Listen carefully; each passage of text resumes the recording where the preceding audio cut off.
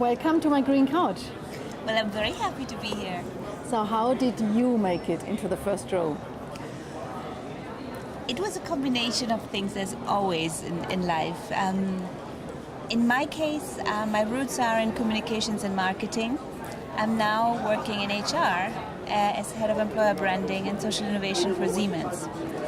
And I guess for me, the trick was that I took something that I'm really passionate about, that I like, that I can do well, which is bring people together, transmit information, communicate topics, and always think about the next thing, how to do it in a modern way, in a new way. So now I'm going to age myself.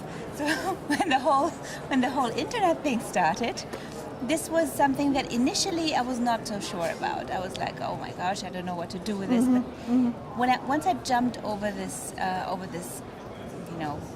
gap, or however you want to call it, I discovered a whole new world, a whole new possibility. And I guess this is something that I would really encourage everyone to do. Whenever something new comes up that you're a little bit scared of, go right there.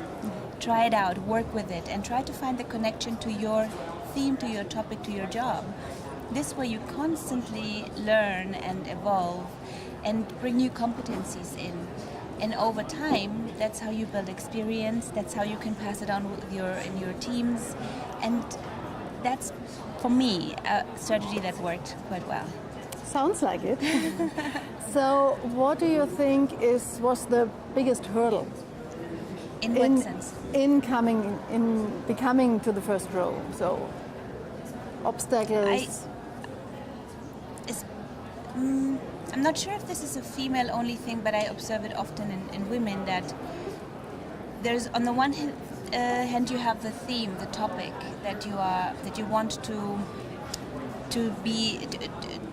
put in the forefront.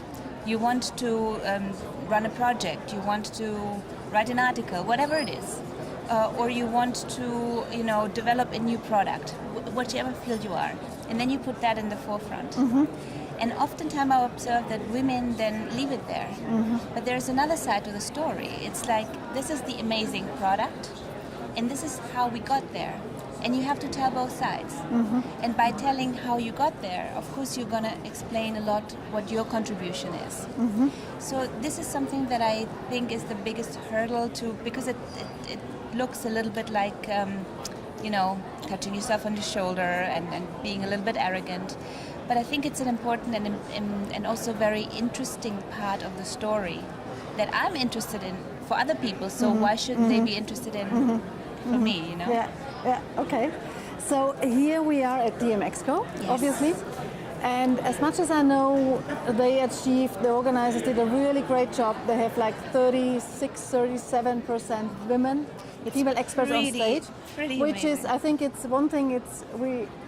It's one part to be proud of it, but of course it's not enough. Otherwise, my job as Women's Speaker Foundation founder would be done, which would be somehow nice as well. But how do you compare that being on stage here and in the corporation? Do you have the feeling something changed after in the last few years, or do you think we are stacking somewhere? No, I think that what changed for me, and when now you're talking about gender diversity, my feeling is, and this is totally not backed up by, maybe it is backed up by data, but I don't have any studies to show.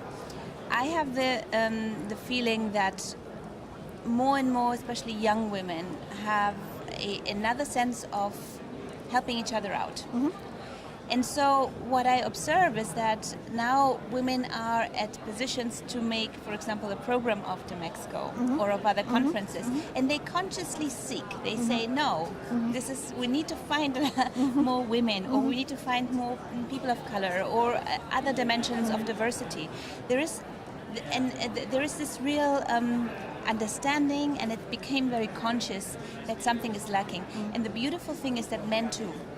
So I was just going to ask. Okay, brilliant. I find that it's not just a female thing. It's something that we came to the conclusion that the world is diverse, and we want to represent that in our work, in our society, in conferences, and that I feel has there's something that clicked, which I find really amazing and a great time. So we mustn't let that slip. We must really reinforce it and make sure that we have as many different voices as possible in business, in conferences, and in public. Yeah, super. Thank you very much. You're very welcome.